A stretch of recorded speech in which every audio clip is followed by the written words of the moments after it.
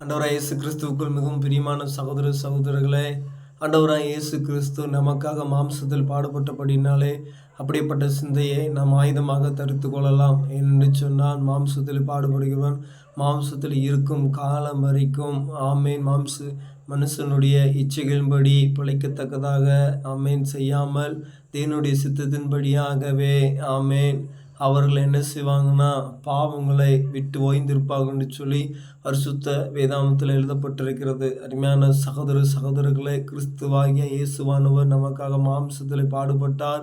அந்த சிந்தையை நாம் ஆயுதமாக தரித்து கொள்ள வேண்டும். இரண்டாவதாக, நாம் மாம்சத்தில் பாடுபடுவனாக இருந்தால் என்று சொன்னால் ஆமேன் மாம்சத்தில் இருக்கும் காலம் வரைக்கும் மனுஷனுடைய இச்சைகளின்படி நாம் பிழைக்கத்தக்கதாக இராமல் தேவனுடைய சித்தத்தின்படி பிழைக்கத்தக்கதாக பாவங்களை விட்டு நாம் ஓய்ந்திருக்க ஆண்டவர் நமக்கு என்ன செய்வார்னா உதவி செய்வார். அப்படியே வேண்டுதலை ஆண்டவரிடத்தில் கேட்போம். ஆண்டவர் நமக்கு உதவி செய்வாராக. ஆமென்.